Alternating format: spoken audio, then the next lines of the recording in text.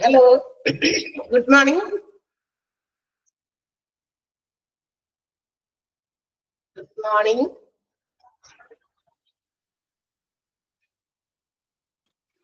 Good morning, ma'am. Good morning. Good morning.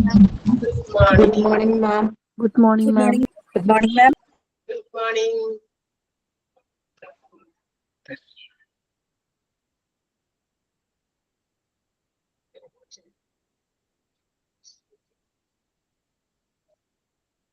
Good morning, ma'am. Good morning, ma'am. Good morning.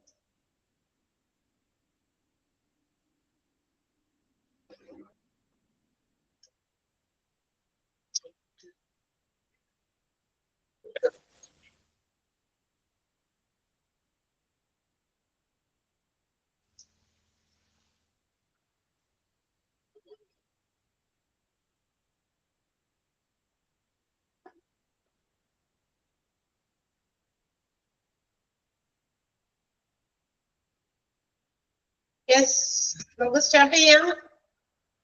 Ready അല്ലേ എല്ലാവരും? Are you ready?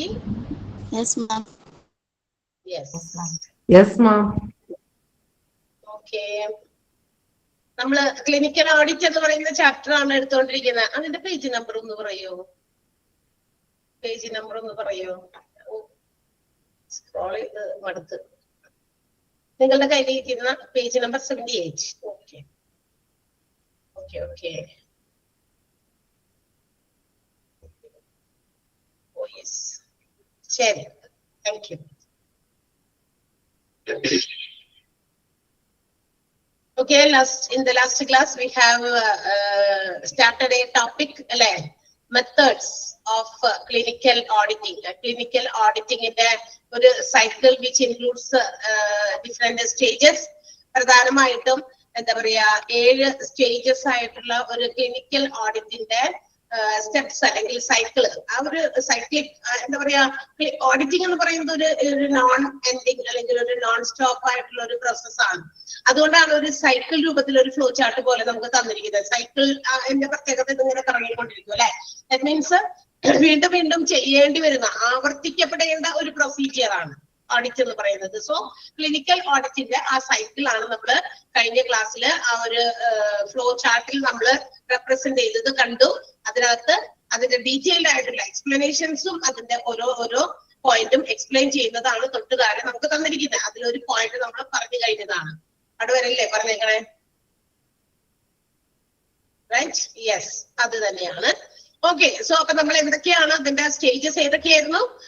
Flow ചാർട്ടിനകത്ത് വന്നിരിക്കുന്ന stages ആണ്.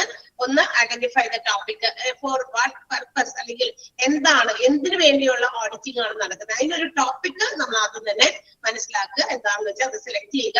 അതിന് വേണ്ടിയിട്ട് we have to agree a standard.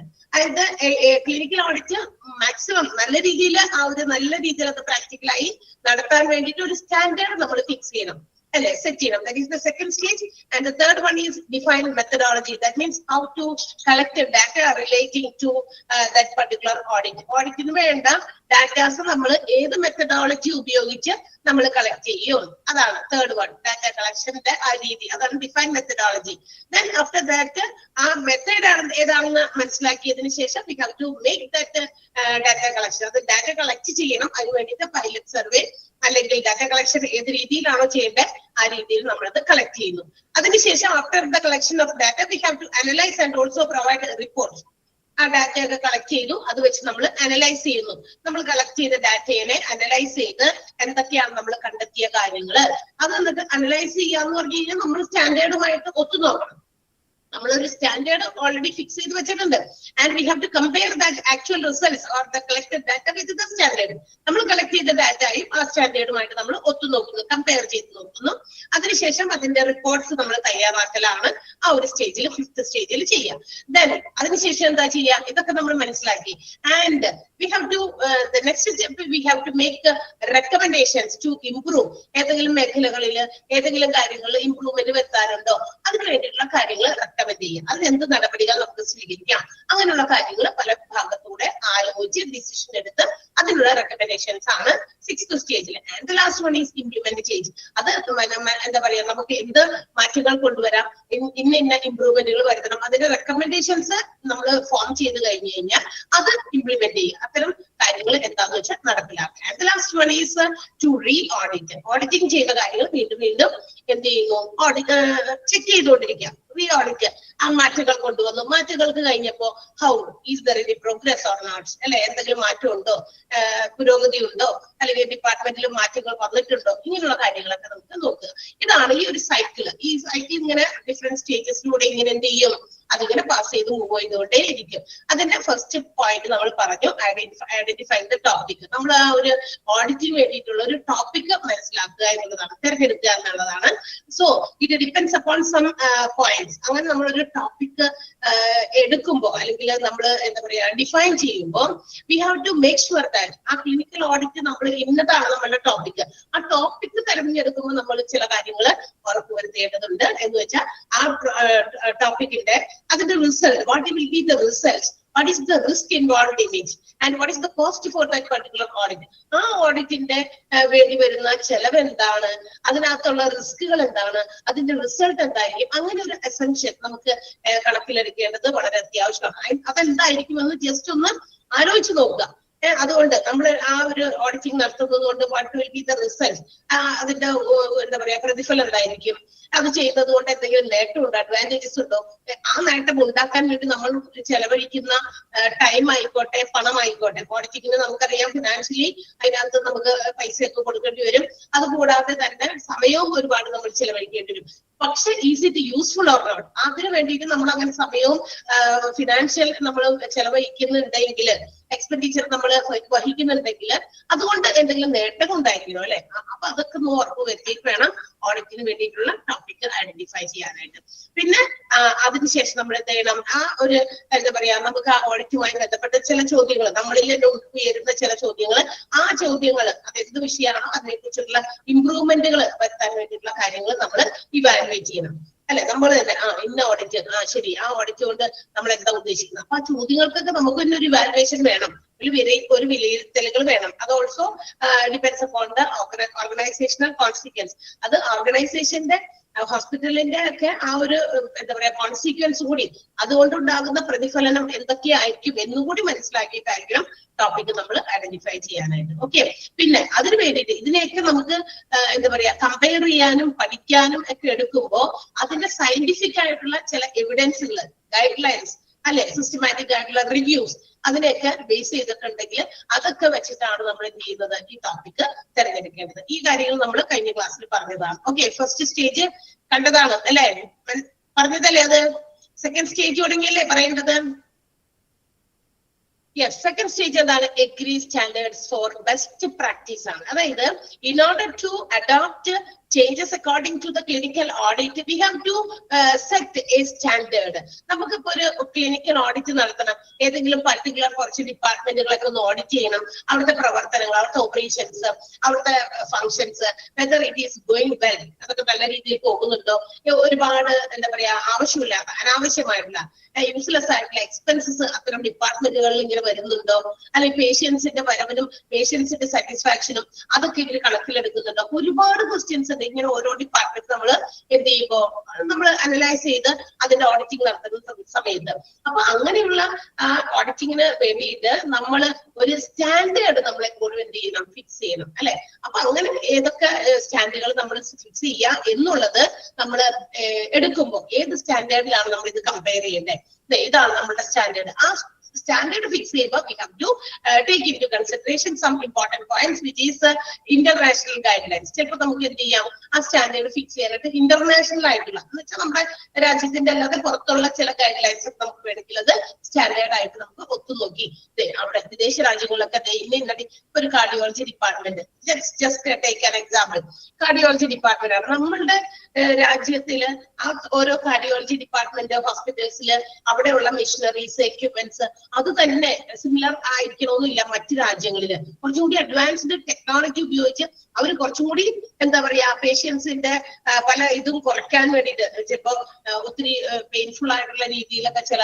ടെസ്റ്റുകൾ മറ്റു കാര്യങ്ങളൊക്കെ നടത്തുമ്പോൾ മറ്റു രാജ്യങ്ങളിൽ ചിലപ്പോൾ അതിനേക്കാൾ കുറച്ചും കൂടി ഈസിയസ്റ്റ് വേയില് ഹാൻഡിൽ ചെയ്യുന്ന ചില ടെക്നോളജീസ് ഇംപ്ലിമെന്റ് ചെയ്തിട്ടുണ്ടായിരിക്കും അല്ലെ. അപ്പൊ ആ ഗൈഡ് ലൈൻസ് ഒക്കെ ഉപയോഗിച്ച് അങ്ങനെയുള്ളതൊക്കെ ഉണ്ടെങ്കിൽ അതൊക്കെ നോക്കി പഠനവിധേയമാക്കി അല്ലെ, അതിന്റെയൊക്കെ ബേസിസിൽ അല്ലെങ്കിൽ സയന്റിഫിക് ആയിട്ടുള്ള നമ്മൾ തന്നെ ശാസ്ത്രീയമായ രീതിയിൽ മനസ്സിലാക്കി എടുക്കുന്ന ബുക്കുകളിലൂടെയോ മറ്റേതെങ്കിലും കണ്ടെത്തലുകളിലൂടെയോ നമ്മൾ എന്ത് ചെയ്യുന്നു അത് മനസ്സിലാക്കുന്നു. അല്ലെങ്കിൽ എക്സ്പേർട്സിന്റെ സഹായത്തോടെ എക്സ്പേർട്സ് എന്തൊക്കെയാണ് അതിന് വേണ്ടിയിട്ട് പഠിച്ചിരിക്കുന്നത് അങ്ങനെയുള്ള ഡാറ്റാസിലൂടെ, അല്ലെങ്കിൽ ഡാറ്റ ഫ്രം ഹെൽത്ത് കെയർ, നമ്മുടെ ഹോസ്പിറ്റൽസിൽ തന്നെ ഡാറ്റ സ്റ്റോർ ചെയ്ത് വെച്ചിട്ടുണ്ടെങ്കിൽ ആ ഫെസിലിറ്റീസ് ഉപയോഗിച്ച് നമുക്ക് എന്ത് ചെയ്യാം, അങ്ങനെയും നമുക്ക് സ്റ്റാൻഡേർഡ് സെറ്റ് ചെയ്യാം. അതല്ല എങ്കിൽ പേഴ്സണൽ കേസ് സ്റ്റഡീസ് നമ്മൾ തന്നെ അല്ലെങ്കിൽ നമ്മളോ അല്ലെങ്കിൽ മുൻപോ കുറച്ച് ആളുകൾ എന്തെങ്കിലും പഠനം നടത്തിയിട്ടുണ്ട്, ആ കേസ് സ്റ്റഡീസ് റെഫർ ചെയ്ത് നോക്കി. സോ ഓൺ ദീസ് ബേസിസ് ഇതിന്റെയൊക്കെ അടിസ്ഥാനത്തിൽ എന്ത് ചെയ്യാം, we have to set some standards. നമുക്ക് കമ്പയർ ചെയ്യാനുള്ള, നമ്മൾ ഓഡിറ്റിംഗ് നടത്തുമ്പോൾ നമുക്ക് എന്തെങ്കിലുമായിട്ട് കമ്പയർ ചെയ്യണം. കണ്ടല്ലോ ഇത്രയാണ് നമ്മൾ ഉദ്ദേശിച്ചത്, പക്ഷെ ആ ഒരു റിസൾട്ട് ഇവിടെ കിട്ടിയിട്ടില്ല. While we are making the audit, result നോക്കിയപ്പോ എന്താ, ഓഡിറ്റിൽ കിട്ടിയ റിസൾട്ട് ആക്ച്വൽ റിസൾട്ട് എത്തുമ്പോഴേക്കും അത്രയും എത്തിയിട്ടില്ല. പക്ഷെ നമ്മൾ സ്റ്റാൻഡേർഡ് ഇത്ര ഫിക്സ് ചെയ്തിരിക്കുന്നു. ഓക്കെ, അപ്പൊ അങ്ങനെ ഒരു സ്റ്റാൻഡേർഡ് ഫിക്സ് ചെയ്യാനായിട്ട് നമുക്ക് ഈ പറയുന്ന കാര്യങ്ങളൊക്കെ ഉപയോഗിക്കാം. International guidelines, scientific literature, എക്സ്പേർട്സിന്റെ കോൺസെൻസസ്, പിന്നെ data obtained from health care facilities and also personal case studies. Clear ആയോ? സെക്കൻഡ് പോയിന്റ് മനസ്സിലായോ? ഒരു സ്റ്റാൻഡേർഡ് ഫിക്സ് ചെയ്യുമ്പോൾ ഈ പറഞ്ഞ കാര്യങ്ങളൊക്കെ ഒന്ന് ശ്രദ്ധിച്ചിട്ട് വേണം സ്റ്റാൻഡേർഡ് ഫിക്സ് ചെയ്യാന്ന്. മനസ്സിലായി? അപ്പൊ ഞാൻ ഒരു എന്താ പറയാ, ഇവിടെ നമ്മളിപ്പോ എന്തെങ്കിലും ഈ ഓർഗനൈസേഷൻ എംപ്ലോയീസിനെ കുറിച്ചിട്ടുള്ള ഓഡിറ്റ് നടത്താണ്, അവരുടെ പെർഫോമൻസിനെ കുറിച്ചിട്ടായിരിക്കും, അവരെങ്ങനെ ജോലി ചെയ്യുന്നു, അവരുടെ ജോലിയെ കുറിച്ച് ഓഡിറ്റിംഗ് നടത്തുകയാണ്. അപ്പൊ അതിന് വേണ്ടിയിട്ട് നമുക്ക് എന്താണ്, അപ്പൊ ഞാൻ ഓഡിറ്റ് നടത്തുമ്പോൾ എല്ലാ ടീച്ചേഴ്സും ഒരുപോലെയാണോ അവരുടെ ക്ലാസ്സുകൾ എടുത്തുകൊണ്ട് പോകുന്നത് എന്ന് നോക്കണം. അപ്പൊ ഞാൻ അതിന് വേണ്ടിയിട്ട് ഒരു സ്റ്റാൻഡേർഡ് ഫിക്സ് ചെയ്യണം. അപ്പൊ സ്റ്റാൻഡേർഡ് ഫിക്സ് ചെയ്യുമ്പോൾ നമ്മൾ അതിനൊരു സ്റ്റാൻഡേർഡ് എവിടെ എന്റെ മനസ്സിൽ നിന്ന് അങ്ങനെ തോന്നുന്നതല്ല. നമ്മൾ ചിലപ്പോ മറ്റു ആരെങ്കിലും ഇതിനു മുമ്പൊക്കെ ഓരോരുത്തർ എങ്ങനെ ക്ലാസ് എടുത്തു, അതിന് മുമ്പ് പ്രീവിയസ് ആയിട്ടുള്ള വേറെ ഏതെങ്കിലും ടീച്ചേഴ്സ് നല്ല രീതിയിൽ ക്ലാസ് എടുത്തിട്ട് ആ ഒരു പൊസിഷനിലേക്ക് എത്തി, വളരെ നല്ല രീതിയിൽ.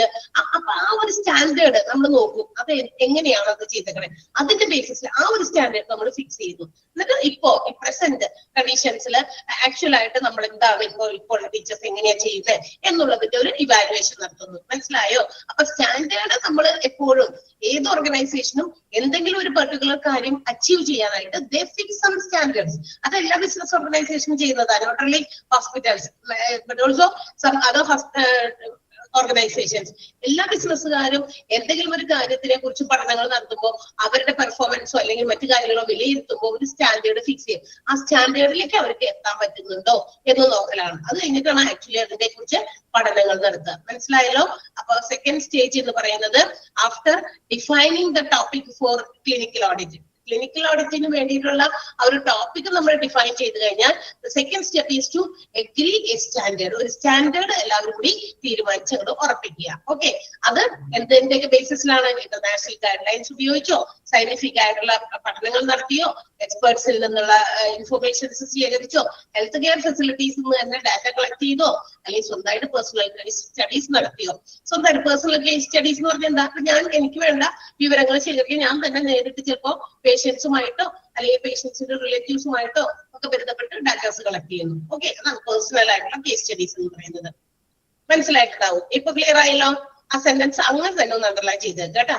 സെന്റൻസ് വളരെ ഇമ്പോർട്ടന്റ് ആണ്. കാരണം നമ്മൾ സ്റ്റാൻഡേർഡ്സ് ഫിക്സ് ചെയ്യുമ്പോൾ എന്തിന്റെയൊക്കെ ബേസിസിലാണ് നമ്മൾ സ്റ്റാൻഡേർഡ് ഫിക്സ് ചെയ്യേണ്ടത് എന്നുള്ളതിന്റെ ആ ഒരു പോയിന്റ് ആണ് ഇന്റർനാഷണൽ ഗൈഡ് ലൈൻസ് എന്നുള്ള ആ ഓരോ കാര്യങ്ങളും.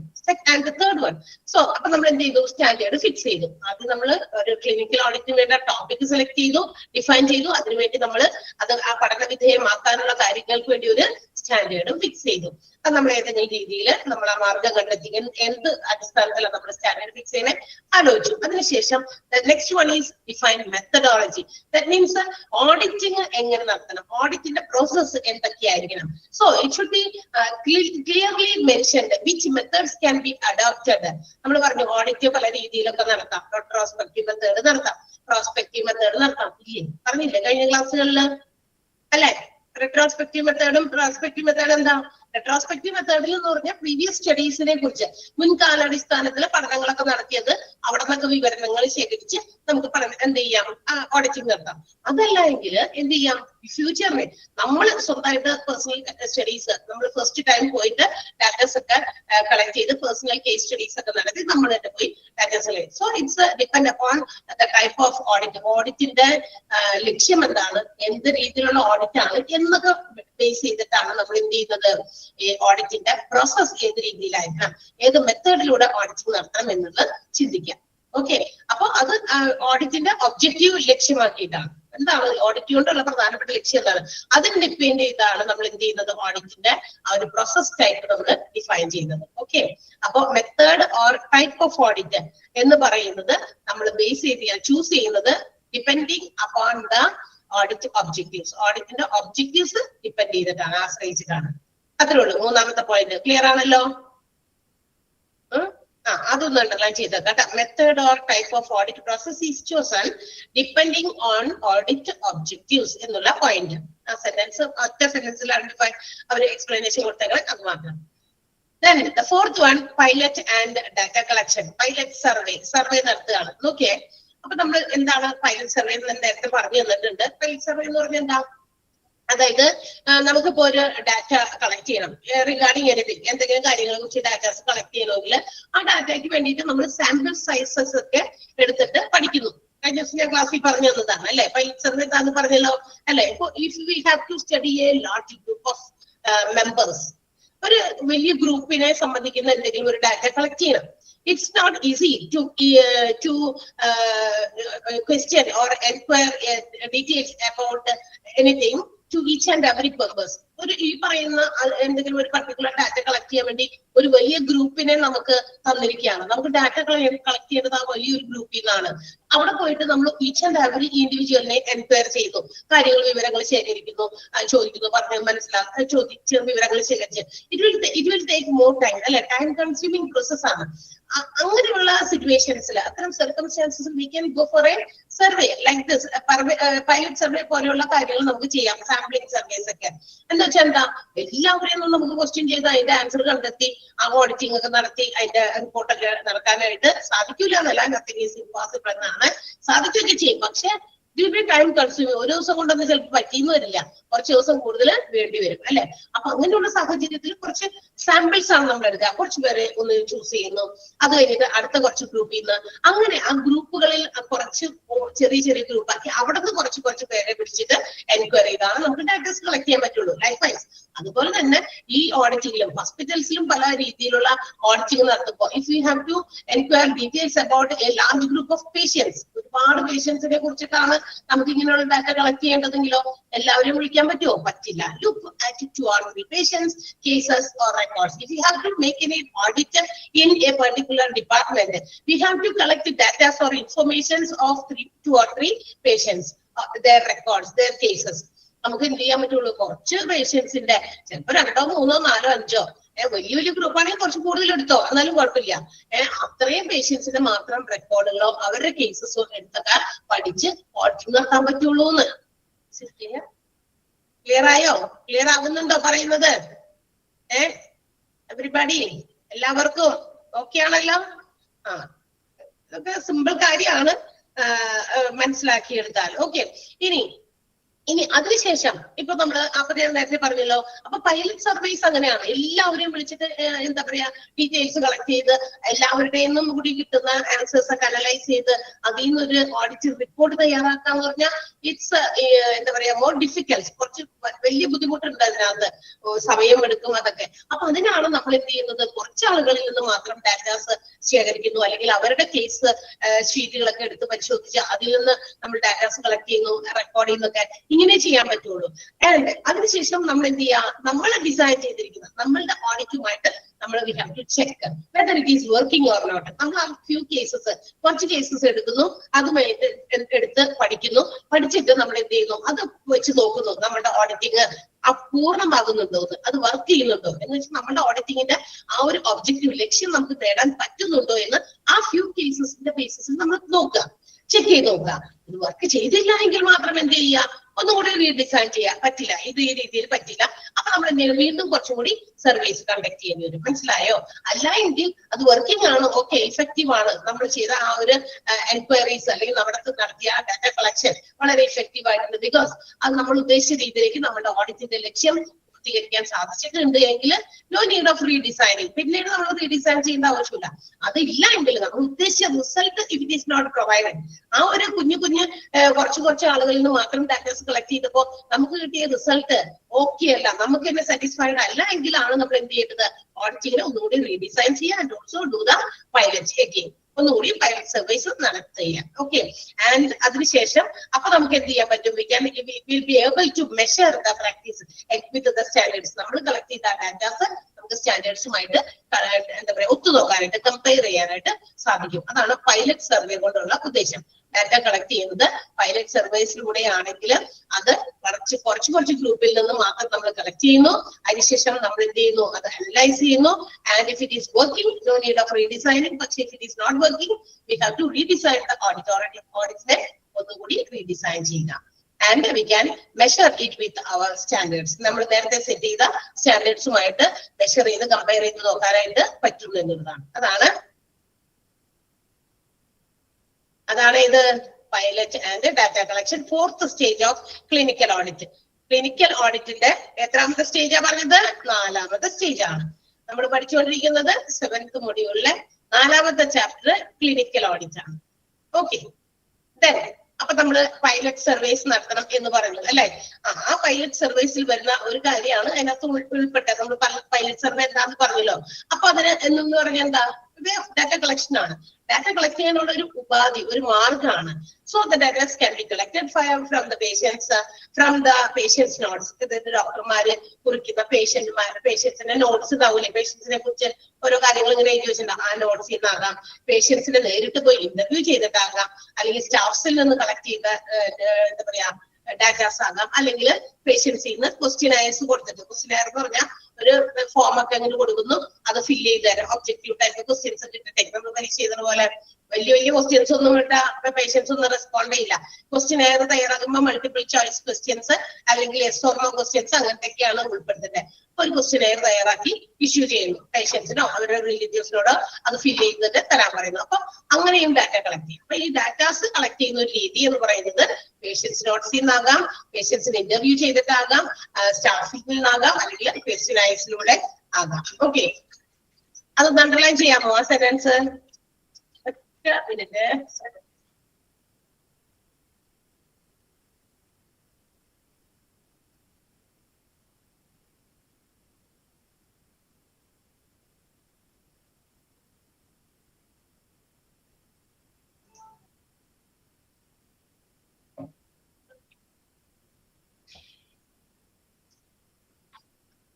Okay, data sentence underline ചെയ്തോ? Ways of data collection underline ചെയ്തില്ലേ? Okay, next one sample size ആണ്. Sample size അത് ഞാൻ നേരത്തെ പറഞ്ഞ കാര്യം തന്നെയാണ്. വീണ്ടും ഞാൻ അപ്പൊ പറഞ്ഞപ്പോ ഓൾറെഡി പറഞ്ഞു കഴിഞ്ഞു.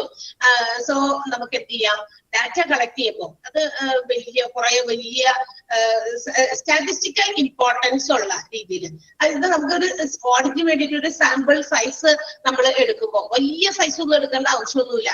ഇത് നമുക്ക് മെയിൻ ആയിട്ട് നമുക്ക് എന്ത് കാര്യത്തെ കുറിച്ചാണ് ഡാറ്റ കളക്ട് ചെയ്യേണ്ടത് അതിനെ റെപ്രസെന്റ് ചെയ്യാൻ പറ്റുന്ന അത്രയും ഗ്രൂപ്പിനെ മാത്രം നമുക്ക് എന്ത് ചെയ്താൽ മതി, എടുത്താൽ മതി സാമ്പിൾ ആയിട്ട്. സാമ്പിൾ എന്ന് പറയുമ്പോൾ തന്നെ അറിയാലോ നിങ്ങൾക്ക് അല്ലെ, ഒരു വലിയ ഇതിൽ നിന്ന് കുറച്ചെടുക്കുന്നത്. ഞാൻ കഴിഞ്ഞ ദിവസം പറഞ്ഞു തോന്നുന്നത് അല്ലെ, നമ്മള് സാമ്പിൾ പാക്കറ്റ്സ്, സാഷെ പാക്കറ്റ്സ് ഒക്കെ കണ്ടിട്ടുണ്ട് അല്ലെ, ഷാംപൂസിന്റെ അല്ലെങ്കിൽ മറ്റു സാധനങ്ങളുടെ ഒക്കെ. എന്തിനാത് ആ കൺസ്യൂമേഴ്സിനെ ട്രാക്ക് ചെയ്യുന്ന ഒരു രീതിയാണ് ഇത്തരം സാഷെ പാക്കറ്റ്സ് കൊടുക്കുക. ചില ആളുകൾ എന്തെങ്കിലും പുതിയ പ്രോഡക്റ്റ് ഒക്കെ മാർക്കറ്റിൽ ഇറങ്ങി കഴിഞ്ഞു കഴിഞ്ഞാൽ അതിന്റെ വലിയ ക്വാണ്ടിറ്റി പർച്ചേസ് ചെയ്യാനായിട്ട് താല്പര്യപ്പെടുന്നില്ല. ബിക്കോസ് അതിന്റെ ക്വാളിറ്റി എന്താണ് അല്ലെ, അതിന്റെ എത്രത്തോളം യൂസ്ഫുൾ ആകുന്ന ഒരു പ്രോഡക്റ്റ് ആണ് എന്നൊക്കെ അറിയാതെ നമ്മൾ വലിയ പാക്കറ്റിലേക്ക് പോയി ചാടി കയറി ആവറേജ് പേഴ്സൺസ് അങ്ങനെ ചെയ്യില്ല അല്ലെ.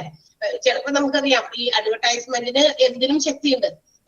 ആളുകളെ ഭയങ്കരമായിട്ട് ഇതിലാക്കാനായിട്ടുള്ള ഒരു വലിയ ശക്തിയുണ്ട് ആഡുകളുടെ പിന്നാലെ പോകുന്നവരാണ് മനുഷ്യര് അല്ലെ, തീർച്ചയായിട്ടും. പക്ഷേ ആവറേജ് പേഴ്സൺസ് ചിലപ്പോ അതൊക്കെ പുതിയത് ഇറങ്ങുമ്പോ വാങ്ങിക്കാനായിട്ട് ഇച്ചിരി എന്താ പറയാ പിന്നോക്കം നിൽക്കും. അപ്പൊ അവരെയൊക്കെ ഇങ്ങനെ അട്രാക്ട് ചെയ്യുക, ആവറേജ് പേഴ്സൺസിനെയാണ് കൂടുതൽ അട്രാക്ട് ചെയ്യാൻ പറ്റുള്ളൂ. അങ്ങനെയുള്ളവരെ അട്രാക്ട് ചെയ്യാനുള്ള ഒരു രീതിയാണ് സാഷെ പാക്കറ്റ്സ് പ്രൊവൈഡ് ചെയ്യും. പുതിയ പ്രോഡക്റ്റുകൾ ഇറക്കുമ്പോൾ അതിന്റെ കുഞ്ഞു പാക്കറ്റ്, അപ്പൊ നമ്മളത് ഉപയോഗിച്ചു അപ്പൊ നമുക്ക് സാറ്റിസ്ഫൈഡ് ആണെങ്കിൽ അടുത്തത് നമ്മൾ കുറച്ചുകൂടി കൂടുതൽ വലിയ ക്വാണ്ടിറ്റീസ് ഒക്കെ വാങ്ങിക്കും അല്ലെ. പല ക്രീമുകള്, കോസ്മെറ്റിക് ക്രീമുകള്, ഷാംപൂസ് ഇങ്ങനെയുള്ളതൊക്കെ അതാണ്. അപ്പൊ നമ്മൾ വലുതിന്റെ ഒരു ചെറിയ കാര്യം അതാണ് ഉദ്ദേശിച്ചത്. അപ്പൊ ഇവിടെ സാമ്പിൾ സൈസ് എന്ന് പറഞ്ഞാൽ ഇഫ് ദ ഗ്രൂപ്പ് നമുക്ക് ചെയ്യാനുള്ള ഓഡിറ്റ് ചെയ്യാനുള്ള ആ ഒരു ഗ്രൂപ്പ് എന്ന് പറയുന്നത് വലുതാണെങ്കിൽ നമ്മൾ അതിൽ നിന്ന് വലിയൊരു ഗ്രൂപ്പിനെ നമ്മൾ സെലക്ട് ചെയ്യേണ്ട ആവശ്യമില്ല. ആ ഒരു ഓഡിറ്റിന് വേണ്ടിയിട്ട് അതിനെ റെപ്രസെന്റ് ചെയ്യാൻ പറ്റുന്ന ആ ഒരു ഓഡിറ്റിങ്ങിന്റെ കാര്യങ്ങൾ കൃത്യമായിട്ട് റെപ്രസെന്റ് ചെയ്യാൻ പറ്റുന്ന ഒരു ചെറിയ ഗ്രൂപ്പ് ഒക്കെ നമ്മൾ എന്ത് ചെയ്താൽ മതി, അവരുടെ കേസ് സ്റ്റഡീസും അവരുടെ പേഷ്യൻസിന്റെ റെക്കോർഡ്സ് ഒക്കെ നോക്കി നമ്മൾ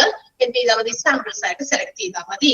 പക്ഷേ വൈൽ ടേക്കിംഗ് സച്ച് സാമ്പിൾസ്, അങ്ങനെ സാമ്പിൾസ് സെലക്ട് ചെയ്യുമ്പോഴും ethical issues should be given എന്താ പറയാ ഡ്യൂ കൺസിഡറേഷൻ എന്ന് പറഞ്ഞത്. എന്താ എത്തിക്കൽ ഇഷ്യൂസ് എന്ന് പറഞ്ഞു കഴിഞ്ഞിട്ടുണ്ടെങ്കിൽ അതായത് നിയമപരമായിട്ട് ഉള്ള ചില കാര്യങ്ങൾ നമ്മൾ കൺസിഡർ ചെയ്യണം. എന്ന് വെച്ചാൽ നമ്മളിപ്പോ പേഷ്യൻസിന്റെ for example if you are collecting data from the പേഷ്യൻസിന്റെ കയ്യിൽ നിന്ന് ഡാറ്റ കളക്ട് ചെയ്യുന്ന സമയത്ത് അല്ലെങ്കിൽ പേഷ്യൻസിന്റെ റെക്കോർഡ്സ് ഹോസ്പിറ്റൽസിൽ നിന്ന് കളക്ട് ചെയ്തിട്ട് അതിൽ നിന്ന് ഇൻഫോർമേഷൻസ് കളക്ട് ചെയ്യുന്ന സമയത്ത് ചിലതിനൊക്കെ കോൺഫിഡൻഷ്യാലിറ്റി സൂക്ഷിക്കേണ്ട കാര്യങ്ങളുണ്ടായിരിക്കും. എന്ന് വെച്ചാൽ എന്താ കോൺഫിഡൻഷ്യാലിറ്റി എന്ന് പറഞ്ഞാൽ എന്ന് വെച്ചാൽ ഇത് എന്താ പറയാ പുറത്ത് പറയാം, അതെ പ്രൈവസി, ഓക്കെ, അങ്ങനെയുള്ള ആ ഒരു അങ്ങനത്തെ ചില ഇൻഫോർമേഷൻസ് ഉണ്ടായിരിക്കും. അപ്പൊ അതൊക്കെ പുറത്തേക്ക് ഇങ്ങനെ ഭയങ്കര ഇതായിട്ട് പോകാനൊന്നും പാടില്ല. അപ്പൊ അത് സൂക്ഷിച്ചുകൊണ്ട് തന്നെ അതുപോലെ തന്നെ പേഷ്യൻസിന്റെ കൺസെന്റ് പ്രത്യേകം എടുക്കേണ്ട ചില അനുവാദങ്ങൾ, സമ്മതം അത് എടുത്തിട്ടുണ്ടെങ്കിൽ അതും ഇങ്ങനെ പുറത്തേക്കൊന്നും വിടാൻ പറ്റാത്ത കാര്യങ്ങളാണ്. അപ്പൊ അങ്ങനെയുള്ള കാര്യങ്ങൾ കൂടി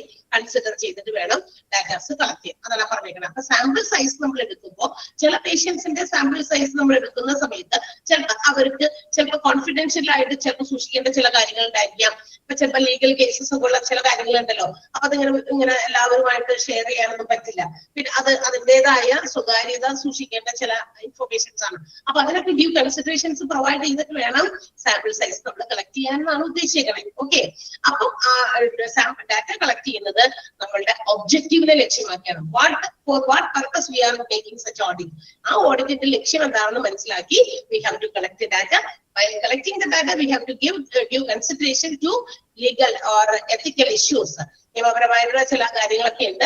അങ്ങനെയുള്ള കാര്യങ്ങൾക്ക് കോൺഫിഡൻഷ്യാലിറ്റി സൂക്ഷിക്കേണ്ടതായിട്ടുള്ള കാര്യങ്ങളാണെങ്കിൽ അങ്ങനെ പേഷ്യൻസിന്റെയും അതുപോലെ തന്നെ സ്റ്റാഫിന്റെയും കോൺഫിഡൻഷ്യാലിറ്റി എന്ത് ചെയ്യണം, നമ്മൾ പ്രൊട്ടക്ട് ചെയ്യണം അല്ലെങ്കിൽ റെസ്പെക്ട് ചെയ്യണം. ചിലപ്പോൾ ചില സ്റ്റാഫുകളൊക്കെ ചില ഇൻഫോർമേഷൻസ് പ്രൊവൈഡ് ചെയ്യുമ്പോൾ അത് ചിലപ്പോൾ അവർക്ക് പ്രൊവൈഡ് ചെയ്യേണ്ടത് അത്യാവശ്യം തന്നെയാണ്. പക്ഷെ എങ്കിലും അത് നമ്മളത് കേട്ടിട്ട് ഓഡിറ്റിംഗ് നടത്തുന്ന ആൾക്കാർ അത് കേട്ടത് 10 ആളുകളോട് പുറത്ത് പറഞ്ഞുകൊണ്ട് നടക്കുകയാണോ? അല്ല, അത് കോൺഫിഡൻഷ്യൽ ആയിട്ടുള്ള കാര്യമാണ്. അപ്പൊ ആ രീതിയിൽ തന്നെ നമ്മൾ അതിനെ ട്രീറ്റ് ചെയ്തോളാം. ആ ഡാറ്റ നമ്മളുടെ കയ്യിലും സേഫ് ആയിരിക്കണം, പുറത്തേക്ക് ആളുകളിലേക്ക് പ്രൊവൈഡ് ചെയ്യാതെ.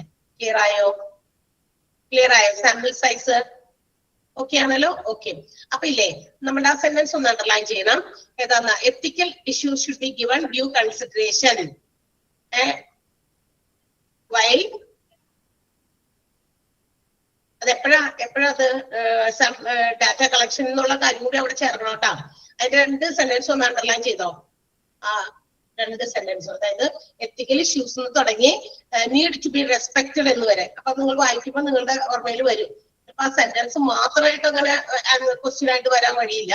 ആ ക്വസ്റ്റ്യനിൽ നമുക്ക് ക്വസ്റ്റ്യൻ ആക്കാൻ വേണ്ടിയിട്ടുള്ള ചില കാര്യങ്ങൾ അതിനകത്ത് നമ്മൾ ചിലപ്പോൾ ആഡ് ചെയ്യപ്പെടും. അപ്പൊ അതനുസരിച്ച് വേണം നിങ്ങൾ പഠിക്കാൻ. അത് അറിയാലോ, നമ്മളിപ്പോ എന്നെ കുറിച്ച് ചിലപ്പോ ഇവിടുത്തെ ഉള്ള കാര്യങ്ങളെ കുറിച്ച് ഓഡിറ്റിംഗ് നടത്തുന്നു. ഉദാഹരണം ഞാൻ പറയും, ഇവിടുത്തെ എന്തെങ്കിലും കാര്യത്തെ കുറിച്ച് ഓഡിറ്റിംഗ് നടത്താനായിട്ട് മാനേജ്മെന്റ് തീരുമാനിക്കുകയാണ്. അപ്പൊ എന്നോടൊക്കെ ഇപ്പൊ നമ്മള് ഇവിടെയുള്ള ടീച്ചേഴ്സിനോടൊക്കെ കുറച്ച് കാര്യങ്ങൾ ചോദിച്ചു മനസ്സിലാക്കുന്നു. ഇവിടെ ഇത്രയും ടീച്ചേഴ്സ് 14-15 ടീച്ചേഴ്സ് മാത്രമേ ഉള്ളൂ.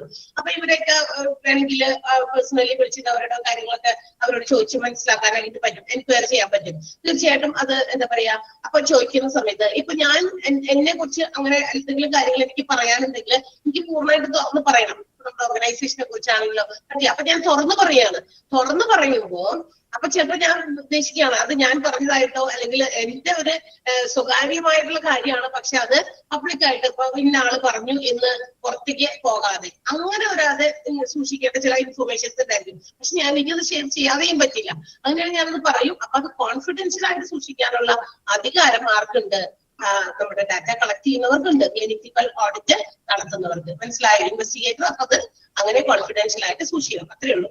And the next one, analysis and reporting ആണ്. ഇനി എന്താ ചെയ്യേണ്ടത്? After collecting data, the next step is to analyze the data which is collected and also provide അല്ലെങ്കിൽ submit reports. എന്ത് ചെയ്യാം? ഡാറ്റ കളക്ട് ചെയ്താൽ അടുത്ത ഭാഗം ആ കളക്ട് ചെയ്ത ഡാറ്റയൊക്കെ വിശകലനം ചെയ്യലാണ്. ഡാറ്റ എത്രത്തോളം നമ്മൾ കളക്ട് ചെയ്ത ഡാറ്റ യൂസ്ഫുൾ ആണ്, അതൊക്കെ എന്തൊക്കെ വേണ്ടാത്തതുണ്ട്, വേണ്ടാത്തത് അവോയ്ഡ് ചെയ്യാം, വേണ്ടത് മാത്രം എടുക്കുക. അത് അനലൈസ് ചെയ്തതിനു ശേഷം we have to compare it with the standards. എന്ത് ചെയ്യുന്നു? സ്റ്റാൻഡേർഡുമായിട്ട് കമ്പയർ ചെയ്യുന്നു.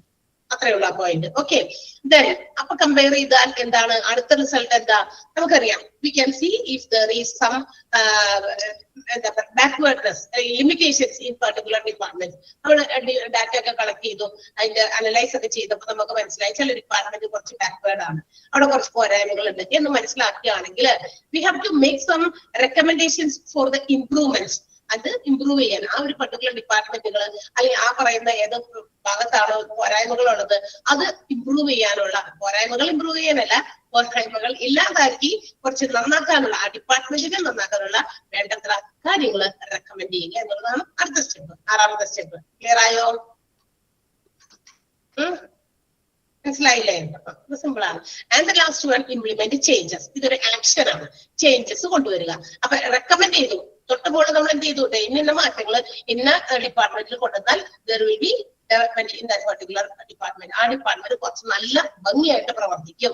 അവിടെ ഇതാണ് അതിന്റെ പോരായ്മ, അവിടെ നമ്മൾ കണ്ട ഒരു ബ്ലാക്ക് മാർക്ക് ഇതാണ്, അവിടുത്തെ പോരായ്മ ഇതാണ്. ആ പോരായ്മ ഒന്നും ഇല്ലാണ്ടാക്കിയാൽ ആ ഡിപ്പാർട്ട്മെന്റ് സൂപ്പർ ആണ് എന്ന് നമുക്ക് പറയാം. അപ്പൊ റെക്കമെൻഡ് ചെയ്തു. അപ്പൊ ഇനി എന്താ? റെക്കമെൻഡ് ചെയ്ത കാര്യം നടക്കൂല. We have to implement the change.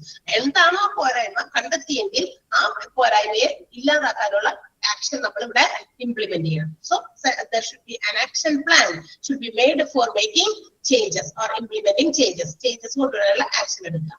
Clear ആയോ? 8ാമത്തെ പോയിന്റ്, സോറി 7ാമത്തെ point. Yes, and the last point is reaudit. അതിനുശേഷം എന്താ? അപ്പൊ നമ്മൾ ഇംപ്ലിമെന്റ് ഒക്കെ ചെയ്തു, ഓക്കെ ആക്കി. ഓക്കെ, ഇപ്പൊ വെൽ എന്താ പറയുക, നമ്മൾ നേരത്തെ ചെയ്ത പോലെ A to Z എല്ലാവരെയും കാര്യങ്ങളൊക്കെ കഴിഞ്ഞു. നമ്മൾ ഓഡിറ്റിന്റെ ടോപ്പിക് തയ്യാറാക്കി, സ്റ്റാൻഡേർഡ് ഫിക്സ് ചെയ്തു, അതിനുശേഷം ഡാറ്റ കളക്ട് ചെയ്തു, അത് അനലൈസ് ചെയ്തു, അതിന് വേണ്ടിയിട്ടുള്ള റെക്കമെൻഡേഷൻസ് നടത്തി, അവസാനം നമ്മളത് ഇംപ്ലിമെന്റും ചെയ്തു. ഇനി തീർന്നോ? പണി തീർന്നോ? ഇല്ല, റീ ഓഡിറ്റിംഗ് ആണ്. That means the audit should be repeated. നമ്മൾ നടപ്പിലാക്കിയ ചേഞ്ചസ് ഒക്കെ വെൽ പ്രവർത്തിക്കുന്നുണ്ടോ, നല്ല രീതിയിൽ മുന്നോട്ട് പോകുന്നുണ്ടോ, നമ്മൾ കൊണ്ടുവന്ന മാറ്റങ്ങൾ, നമ്മൾ ഉപയോഗിച്ച സ്ട്രാറ്റജീസ് ഒക്കെ, നമ്മളുടെ ഓഡിറ്റിൽ നിന്ന് നമ്മൾ കണ്ടെത്തിയ പുതിയ കാര്യങ്ങളൊക്കെ നമ്മൾ മനസ്സിലാക്കി ഇംപ്ലിമെന്റ് ചെയ്ത എന്താ പറയാ ചേഞ്ചസിന് പ്രൊപ്പോർഷനേറ്റ് ആയിട്ട് കാര്യങ്ങൾ നടക്കുന്നുണ്ടോ. അത് മാത്രമല്ല നമ്മൾ കമ്പയർ ചെയ്തപ്പോൾ നമുക്ക് വന്ന പോരായ്മകളെയൊക്കെ നമ്മൾ നികത്തിയിട്ടുണ്ട്. ഇനി നമുക്ക് എന്ത് ചെയ്യാം? നോക്കി കഴിയുമ്പോൾ മാറ്റങ്ങൾ വന്നിട്ടുണ്ടോ, ഇംപ്രൂവ്മെന്റ് വന്നിട്ടുണ്ടോ എന്ന് കമ്പയർ ചെയ്യുക. അതാണ് റീ ഓഡിറ്റിന്റെ പ്രത്യേകത. അപ്പോൾ നമ്മൾ റീ ഓഡിറ്റ് എന്ന് പറയുന്നത് how much changes have been occurred after the implementation. പുതിയ നടപ്പിലാക്കലുകളൊക്കെ കൊണ്ടുവന്നു കഴിഞ്ഞിട്ട് എന്ത് ഇംപ്രൂവ്മെന്റ് ആണ് വന്നിരിക്കുന്നത് എന്ന് കണ്ടെത്താനുള്ള ഒരു കാര്യമാണ് റീ ഓഡിറ്റ് എന്ന് പറയുന്നത്. ക്ലിയർ ആയോ? ക്ലിയർ അല്ലേ? സിമ്പിൾ അല്ലേ അതൊക്കെ? യെസ്, അതിനകത്ത് റീ ഓഡിറ്റില് ലാസ്റ്റത്തെ സെന്റൻസിലെ the reaudit should reveal the changes have been implemented and improvement has been made എന്നുള്ളത്. അപ്പൊ സ്റ്റേജസിന്റെ ഫ്ലോ ചാർട്ട് മറക്കണ്ട, അത് വളരെ ഇമ്പോർട്ടന്റ് ആണ്, നന്നായി പഠിക്കണം. അടുത്തടുത്തോട്ടെ. യെസ്, നിങ്ങൾ കോപ്പറേറ്റ് ചെയ്താൽ നമുക്കത് ചാപ്റ്റർ തീർക്കാം. അടുത്തത് എന്താ? അപ്പൊ നമ്മൾ പറഞ്ഞു ഓഡിറ്റിംഗ് ഒക്കെ വളരെ ഇമ്പോർട്ടന്റ് ആണ്. ഓരോ ഹോസ്പിറ്റൽസിലെയും ഡിപ്പാർട്ട്മെന്റുകളൊക്കെ ഓഡിറ്റ് ചെയ്യേണ്ടത് വളരെ അത്യാവശ്യമാണ്. Then only they can make changes and improvements in each department. എപ്പ ഒരു ഓർഗനൈസേഷൻ, ഒരു ഹോസ്പിറ്റൽ തുടങ്ങിയപ്പോ മുതൽ ഇപ്പോഴും അതേ സ്റ്റേജിൽ നിന്ന് നിൽക്കുകയാണെങ്കിൽ അവിടെ അതിന്റെ അർത്ഥം എന്താ? അവിടെ ഈ പറഞ്ഞ ഓഡിറ്റിംഗും നടക്കുന്നില്ല, ഇംപ്രൂവ്മെന്റുകൾ കൊണ്ടുവരുന്നില്ല, പോരായ്മകളെ നികത്തുന്നില്ല. ഇതൊക്കെയാണ് അതിന്റെ അർത്ഥം അല്ലെ? ഓഡിറ്റിംഗ് നടത്തുന്ന ഓരോ ഹോസ്പിറ്റൽസും ഡേ ബൈ ഡേയോ ഇയർ ആഫ്റ്റർ ഇയറോ we can see real changes, developments, ഒരുപാട് മാറ്റങ്ങൾ വന്നിട്ടുണ്ട്, വികസനങ്ങൾ അവിടെ വന്നിട്ടുണ്ട് എന്ന് മനസ്സിലാക്കാൻ സാധിക്കും. ഓക്കെ, അണ്ടർലൈൻ ചെയ്യാൻ അവിടെ ഞാൻ പറഞ്ഞല്ലോ, ഒന്ന് പറഞ്ഞു കൊടുക്കണേ ഏതാണ് അണ്ടർലൈൻ ചെയ്യാൻ പറഞ്ഞതെന്ന്. ഓക്കെ, ഇനി പക്ഷെ ഇങ്ങനെയൊക്കെ ആണെങ്കിലും there are some barriers which is faced in making clinical audit. Clinical audit നടത്തുമ്പോൾ എന്നാൽ ഇതിനൊക്കെ ചിലപ്പോൾ ഓഡിറ്റിങ്ങിനെ പൂർണ്ണമായിട്ട് നമുക്ക് ഓഡിറ്റിങ്ങിന്റെ ആ കൃത്യത കൊണ്ടുവരാനായിട്ട് സാധിക്കാത്ത ചില തടസ്സങ്ങളും എല്ലായിടത്തും ഉണ്ടാവുമല്ലോ. എന്തിനും തടസ്സം ഉണ്ടാകുന്ന പല കാര്യങ്ങളും ഇപ്പൊ നമ്മൾ എന്ത് ചെയ്യാൻ പോകുമ്പോഴും എന്ത് തടസ്സം ഉണ്ടായിരിക്കും ഇല്ലേ? തടസ്സങ്ങളൊക്കെ നീക്കി മുന്നോട്ടേക്ക് വരുമ്പോഴാണ് എന്താകുക, നമ്മൾ വിജയിക്കുക. അതുപോലെ തന്നെ ഹോസ്പിറ്റൽസിലും ഇതുപോലെയുള്ള ക്ലിനിക്കൽ ഓഡിറ്റ്സ് നടക്കുമ്പോൾ ബാരിയേഴ്സ്, ഹിൻഡ്രൻസസ്, അതായത് തടസ്സങ്ങൾ ഉണ്ടാകും. സോ കുറച്ച് തടസ്സങ്ങളുടെ കാര്യങ്ങളാണ് പറയുന്നത്. ലാക്ക് ഓഫ് മോട്ടിവേഷൻ, ഓഡിറ്റിംഗ് നടത്താനുള്ള ഒരു മോട്ടിവേഷൻ എന്താ പറയുക ഇൻവെസ്റ്റിഗേറ്റേഴ്സിന് കൊടുക്കണം അല്ലെ, അതിനൊരു മോട്ടിവേഷൻ വേണം. അതിന്റെ കുറവ് കൊണ്ട് നല്ല രീതിയിൽ ഓഡിറ്റിംഗ് നടത്തുന്നില്ല.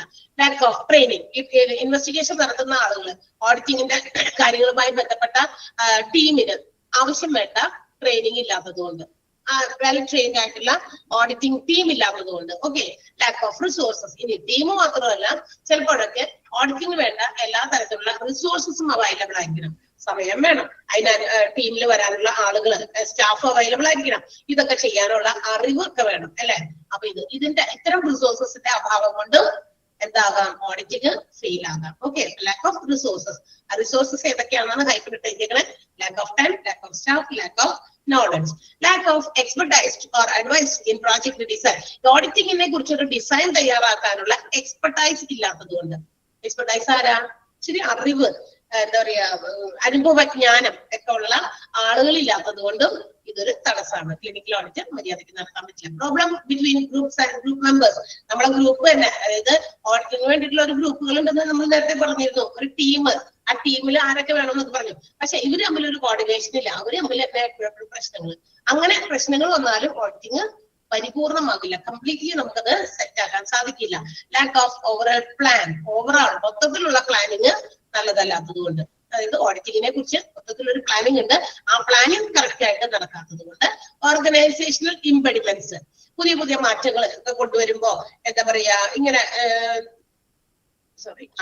പുതിയ ഓർഗനൈസേഷനിൽ കൊണ്ടുവരുന്ന പുതിയ എന്താ പറയാ ടെക്നോളജി പരമായിട്ടൊക്കെ പുതിയതൊക്കെ വരുമ്പോ അപ്പോഴും നമുക്ക് ഓർഗനൈസേഷന്റെ ഓഡിറ്റിംഗ് ഒക്കെ കൃത്യമായിട്ട് നടത്താൻ പറ്റാതെ വരുന്നു. പുതിയ എന്തെങ്കിലും എന്താ പറയാ അവരുടെ ഫങ്ഷൻസിൽ മാറ്റങ്ങൾ കൊണ്ടുവരുന്നു.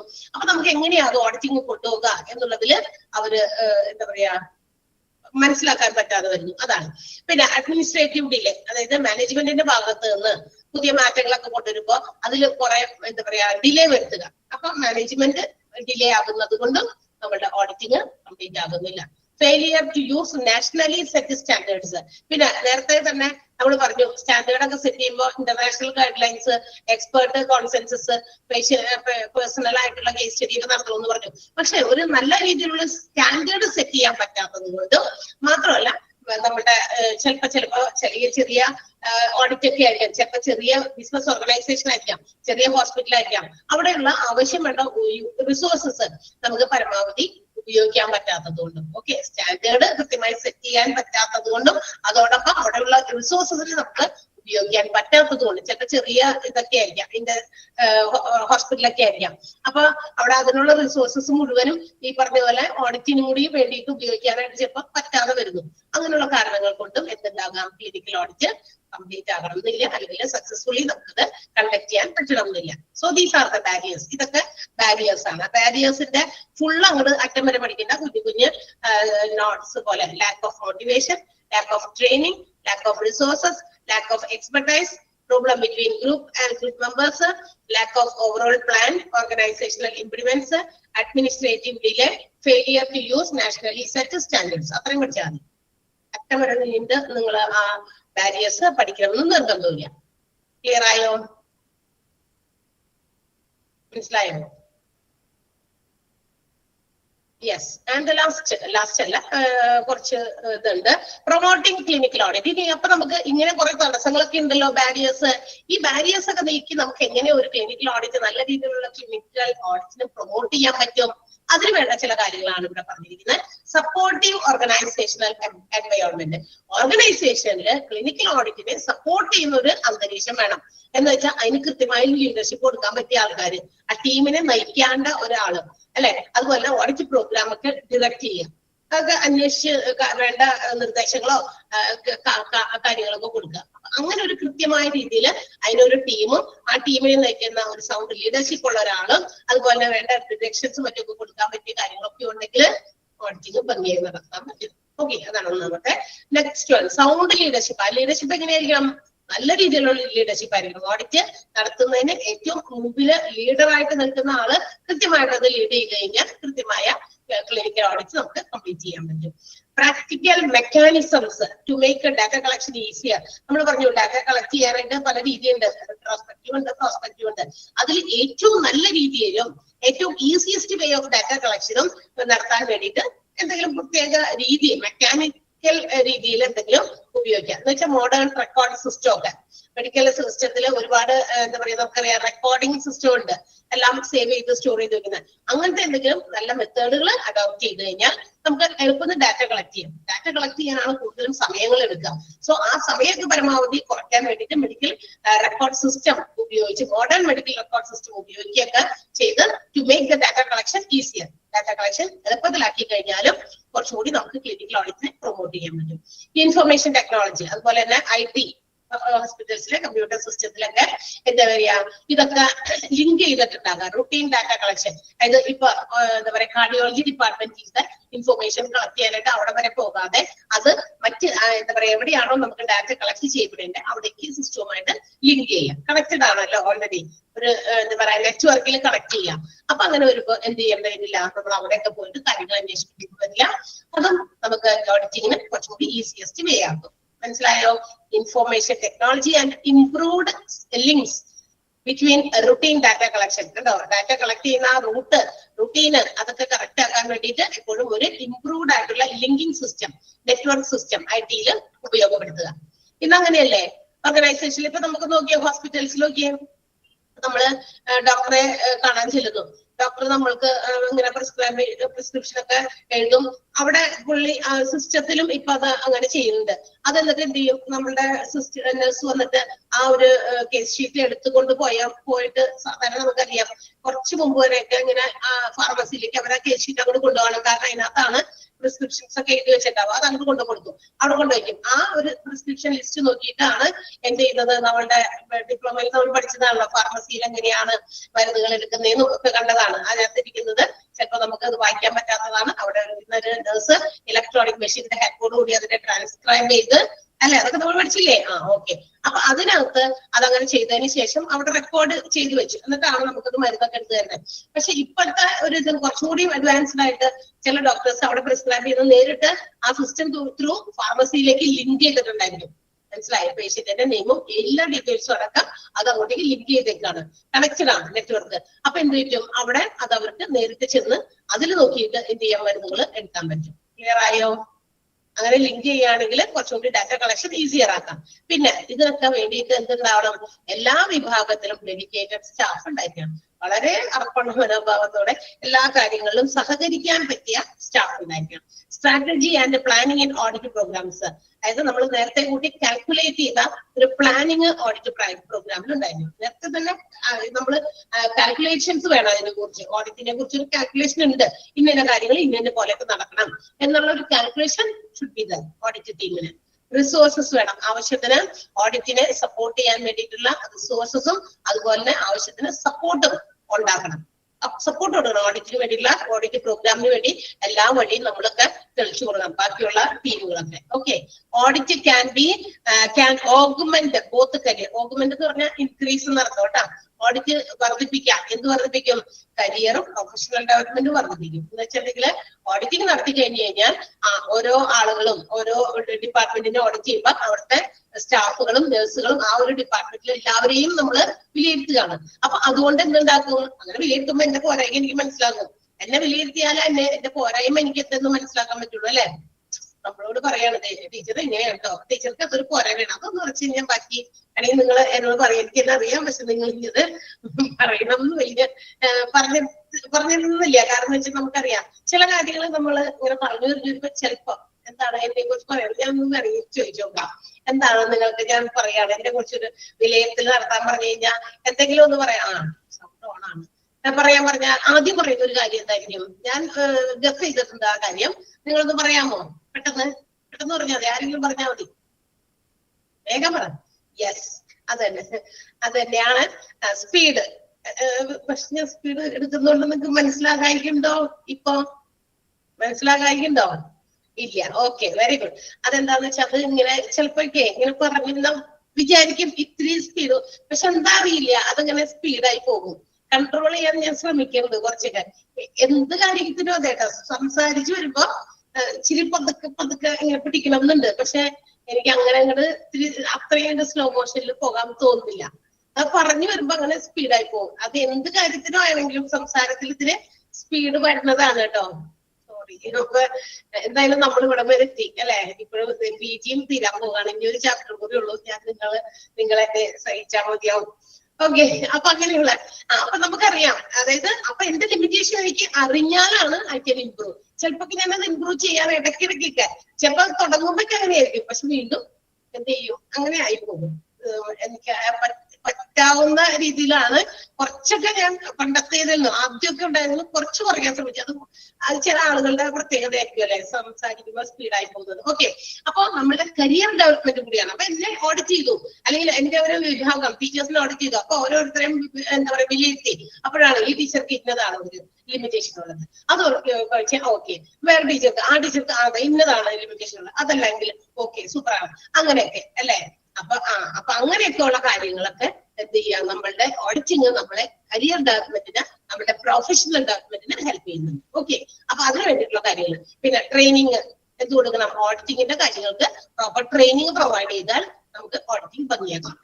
പിന്നെ സ്റ്റാഫ് അതുപോലെ തന്നെ ഓഡിറ്റ് പ്രോഗ്രാമിലൊക്കെ എന്താ പറയാ പാർട്ടിസിപ്പേറ്റ് ചെയ്യുന്നവർക്ക് അവരെ ആ സ്റ്റാഫിനെയൊക്കെ റിവ്യൂ ചെയ്യുക, അവർക്ക് വേണ്ട ട്രെയിനിങ്ങും പ്രൊവൈഡ് ചെയ്താൽ, ഇങ്ങനെയൊക്കെ ചെയ്തു കഴിഞ്ഞാൽ we can also promote clinical audit. എന്ത് തടസ്സങ്ങളെയും നേരത്തെ പറഞ്ഞ ആ ഹിൻഡ്രൻസ്, ആ ബാരിയേഴ്സിനെയൊക്കെ തട്ടിത്തെറിപ്പിച്ച് നല്ലൊരു ക്ലിനിക്കൽ ഓഡിറ്റ് നടത്താൻ സാധിക്കും. അതാണ് ക്ലിനിക്കൽ ഓഡിറ്റിന്റെ പ്രൊമോഷന് വേണ്ടിയിട്ട് നമുക്ക് ചെയ്യാവുന്ന കാര്യങ്ങൾ.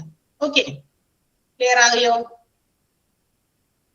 സോ ക്ലിനിക്കൽ ഓഡിറ്റ് എന്ന് പറയുന്നത് ഇറ്റ്സ് ദ കോർണർ സ്റ്റോൺ എന്ന് പറഞ്ഞിട്ടുണ്ട്, ഒരു മൂലക്കല്ലാണെന്ന്. എന്തിനു വേണ്ടിയിട്ടാണ്? ഇതിനുള്ള മൂലക്കല്ലാണ് ക്ലിനിക്കൽ ഗവേണൻസ്. ക്ലിനിക്കില് എല്ലാ കാര്യങ്ങളും ഭംഗിയായി നടത്തുന്നുണ്ടോ, അവിടുത്തെ പ്രവർത്തനങ്ങള്, അവിടുത്തെ ആ ഒരു എന്താ പറയാ ഭരണങ്ങള് എല്ലാം കൃത്യമായ പ്ലാനിങ്ങിലൂടെ ആണ് എക്സിക്യൂട്ട് ചെയ്യപ്പെടുന്നത് എന്നുള്ളതിനൊക്കെ ഉറപ്പുവരുത്താനാണ് ക്ലിനിക്കൽ ഓഡിറ്റ് ഉപയോഗിക്കുക. So we can say that clinical audit is a cornerstone എന്ന് പറയും. And it ensures the improved patient care.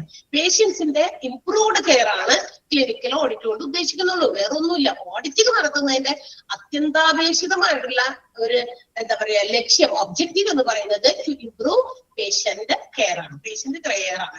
ഈ സമയത്ത് അങ്ങനെയുള്ള ഓഡിറ്റിംഗ് നടത്തുന്ന സമയത്ത് അത് എന്ന് പറയുന്നത് ഇറ്റ് ഷുഡ് ബി സക്സസ്ഫുൾ. ആ ഓഡിറ്റിംഗ് നമ്മൾ നടത്തുമ്പോൾ അത് വിജയകരമായിട്ട് അവസാനിപ്പിക്കണം. അങ്ങനെ വരുമ്പോൾ there should be ഒരു കൊട്ടേഷൻ അവിടെ കൊടുത്തിട്ട് നോ ബ്ലെയിം കൾച്ചർ. കുറ്റപ്പെടുത്തുന്ന രീതി ആകരുത്, അങ്ങനത്തെ ഒരു സംസ്കാരമല്ല. എന്ന് വെച്ചാൽ ഇപ്പൊ നമ്മൾ ഒരു ടീമായിട്ട് ഓഡിറ്റിംഗ് നടത്താൻ പുറപ്പെടുമ്പോൾ ചില പോരായ്മകളൊക്കെ അവിടെ ഇവിടെ കാണുമ്പോൾ ഞാൻ മറ്റുള്ളവരെ, എന്റെ ടീമിലുള്ള വേറെ ആൾക്കാരെ നമ്മൾ കുറ്റപ്പെടുത്തുകയല്ല ചെയ്യേണ്ടത്. നോ ബ്ലെയിം കൾച്ചർ എന്ന് പറയുന്ന റൂളാണ് നമ്മൾ ഫോളോ ചെയ്യേണ്ട ഓഡിറ്റിംഗ് സമയത്ത്. എങ്ങനെ വേണം? No blame, no name, no shame. ആരെയും പേരെടുത്ത് കുറ്റപ്പെടുത്തുകയോ അവരെ കളിയാക്കുകയോ അല്ലെങ്കിൽ അവരുടെ പേരെടുത്ത് പറയുകയൊന്നും ചെയ്യുന്നതായിരിക്കരുത്. എന്താ പറയാ, only focusing on patient care. Patient care focus ചെയ്തിട്ടായിരിക്കണം ഈ പറയുന്ന ക്ലിനിക്കൽ ഓഡിറ്റ് നടത്തേണ്ടത്. അപ്പൊ അതിനു വേണ്ടിയിട്ട് ഇൻവെസ്റ്റിഗേഷൻസ് അതുപോലെ ഇംപ്രൂവ്മെന്റ് എന്താ പറയാ അന്വേഷിക്കുക, ഇംപ്രൂവ്മെന്റ് കൊണ്ടുവരാം. ഇതായിരിക്കണം ഓഡിറ്റിംഗിന്റെ മീനിങ്. ഓഡിറ്റിംഗിന്റെ മീനിങ് എന്തായിരിക്കണം? Investigate and make improvements. അതായത് ഇൻവെസ്റ്റിഗേഷൻസ് നടത്തുന്നു, ഇംപ്രൂവ് ചെയ്യുന്നു. ഇത് രണ്ടും ചേരുമ്പോഴാണ് ഓഡിറ്റിംഗ് കംപ്ലീറ്റ് ആക്കുക. So auditing is very very important in hospitals. അപ്പൊ ഹോസ്പിറ്റൽസിൽ ക്ലിനിക്കൽ ഓഡിറ്റ് വളരെ പൊട്ടൻഷ്യൽ ആണ്, വളരെ ഇംപ്രൂവ്ഡ് എന്താ പറയാ ഇമ്പോർട്ടന്റ് ആണ്. And also it should B encouraged through evidence based work. അതായത് എവിഡൻസ് ബേസ്ഡ് ആയിട്ടുള്ള എന്ന് വെച്ചാൽ നേരത്തെ കൂട്ടിയുള്ള കാര്യങ്ങൾ തെളിവുകളുടെ അടിസ്ഥാനത്തിലായിരിക്കണം നമ്മൾ എന്ത് ചെയ്യേണ്ടത്, ഓഡിറ്റിംഗ് ഒക്കെ മിക്കവാറും നടത്തേണ്ടത്. So that's all. അതാണ് നമ്മളുടെ ചാപ്റ്ററിന്റെ അവസാന ഭാഗം. ഒന്ന് അണ്ടർലൈൻ ചെയ്യാം. അപ്പൊ നമ്മളെ ഇതിനകത്തില്ലേ പ്രൊമോട്ടിംഗ് ക്ലിനിക്കൽ ഓഡിറ്റ്, അതിനകത്ത് ഞാൻ പറയുന്ന ആ ഒരു ഭാഗം മാത്രം അണ്ടർലൈൻ ചെയ്യാം. സപ്പോർട്ടിംഗ് ഓർഗനൈസേഷണൽ എൻവയോൺമെന്റ്, അത്ര മതി. അടുത്തതിൽ പറയുന്നുണ്ടല്ലോ സൗണ്ട് ലീഡർഷിപ്പ്, തൊട്ടടുത്ത ഭാഗത്തുണ്ട്, അതുകൊണ്ട് അത് അണ്ടർലൈൻ ചെയ്യാം. പിന്നെ practical mechanisms to make data collection easier, അവിടെ വരെ വേണേ. Practical mechanisms to make data collection easier. പിന്നെ information technology linked between routine data collection കേട്ടോ. Information technology and improved link between routine data collection. പിന്നെ dedicated staff, പിന്നെ planning in audit programme, support, resources and support for audit programme, പിന്നെ audit can augment career, increase എന്നാണ് കേട്ടോ, both career and professional, നമുക്ക് അറിയാം. പിന്നെ training, audit techniques, ഇതിനകത്തുള്ള training, review staff training, അത്രയും.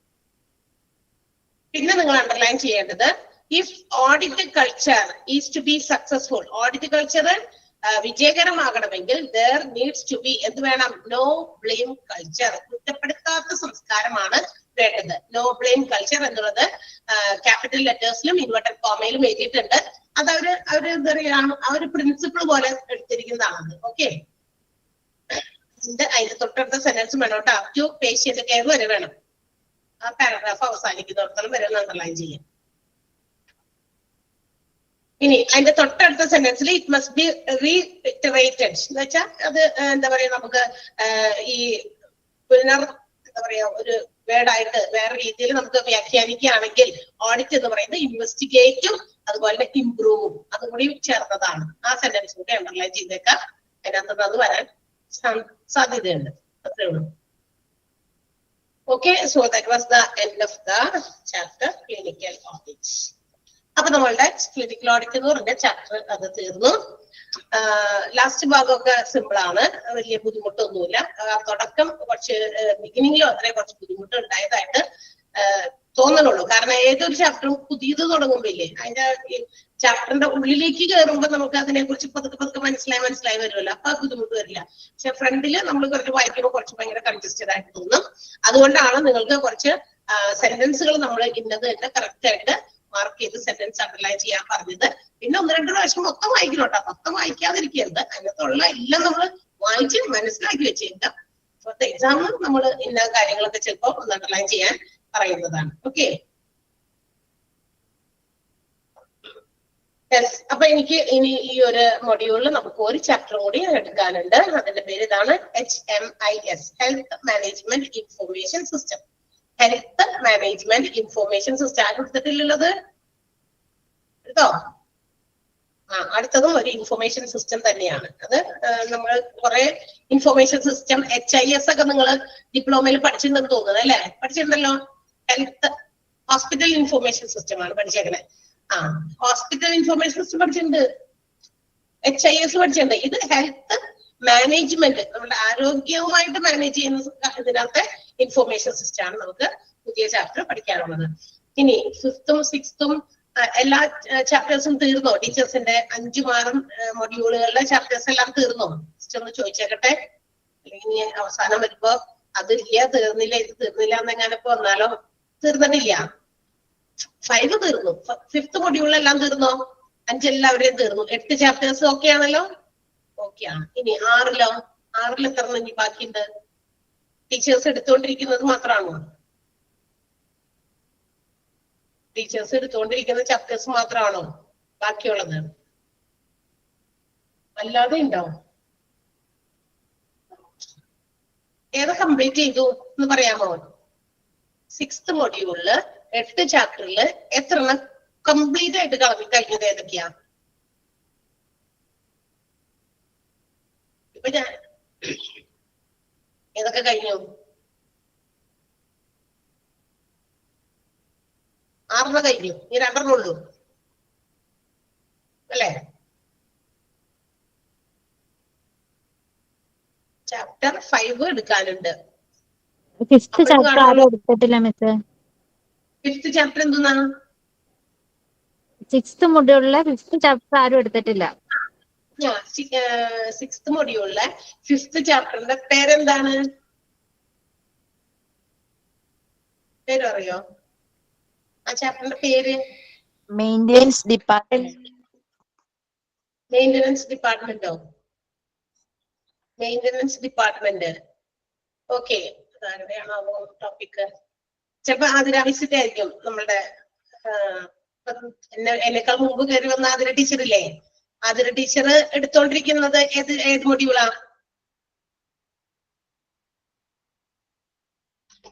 Sixth module.